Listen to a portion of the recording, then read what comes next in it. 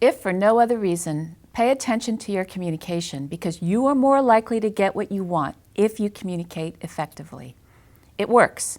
Good communication techniques can also de-escalate situations when things heat up and get angry. Your loved one is much more likely not to go on the defensive when communication is softer and more loving. Knowing how to frame what you say will give you courage to say those difficult things. It will make you more assertive. Research shows that if you're positive in how you talk, you are more likely to get a positive response, so it's contagious. Positive begets positive. Reducing the negative talk is the first thing to try.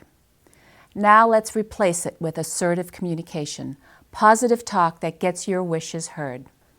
Bill Clayt and Kate Thompson, in their book on dealing with troubled loved ones, distinguish between passive, angry, and assertive talk.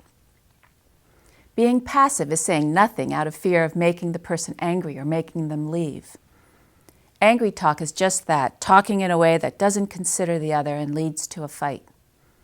The goal here is to be assertive, to find a way that gets your thoughts heard and that doesn't escalate problems. Here are 7 keys to positive communication. The first is to show compassion and let them know you heard them. We respond better when people are compassionate to us, so use an understanding statement when you can. I understand it can be hard not to drink when everyone around you is doing it. I can see how your job is upsetting to you and how it can make you want to drink. Or how hard it must be for you when your curfew's earlier than that of your friends. That's got to be hard. That's difficult. It makes sense to me. I can see how hurtful that would be. I can see how that might be embarrassing. If you forget everything, I want you to remember this one line. You say, "Help me to understand what is going on." Help me to understand what is going on.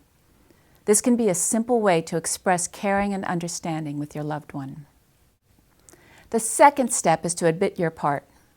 When you admit your part, you are just owning the fact that you are involved, such as, "And I know that I set up the rule around curfew," or "And I realize that we both count on your job for income," or "I'm sorry that our family would never agree to a totally alcohol-free dinner. I know it can be hurtful when talking about your drinking." Let's be clear here. I'm not talking about taking responsibility for someone's drinking. You are not responsible for another's drinking or drug use. But it's important to own your part in things. Doing so models the behavior you're looking for, and it shows your loved one how to take responsibility for their part in things. Making an understanding statement or admitting your part in things is not the same as agreeing with someone. You're not condoning your loved one's behavior. You're just expressing empathy by an understanding statement and owning the role you play in things. Step 3 is to be specific. In making a request, be specific. Give the time, the place, the action you are looking for. If you're going to be late, I'd appreciate a phone call the moment you know you're going to be late. "I'm sorry your day was so hard. Let's eat now." Stick to the behavior you're looking for, making a phone call or eating, rather than a feeling or a thought. "You need help" versus "Here's a list of 3 therapists that take our insurance and who have openings. How about you call this first one now? She's available to talk." "You never help around the house" versus "I'd appreciate it if you took out the trash on Tuesday evenings after dinner." The next step is to be brief. This one's likely to be really hard. By brief, I mean no more than a couple sentences. You end it with a period and a pause. Being brief may have become especially hard for you since you probably feel you have few openings to say what you want. When you do see an opening, there's this urge to get it all in. So it turns into something like this. "Where the heck were you? How can you do this to me? Do you know what it's like to worry for hours? If my father had done this to my mother, he'd be in the doghouse. Out! In my family, you respected each other. What's going to happen to us? You're going to lose your job, and then what? We'll lose the house, the car, savings, everything.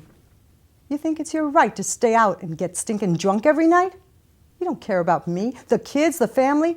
You don't even care about the dog. You don't feed him half the time.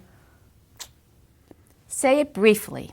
When there is drug and alcohol problems in the family, communication is stilted. It's too easy to let it rip and to include everything that you've been thinking about, all the pitfalls of the use, what they should do instead. Chances are good that your loved one stopped listening way at the beginning of your talk. Being brief means a couple of sentences max and then a period after it.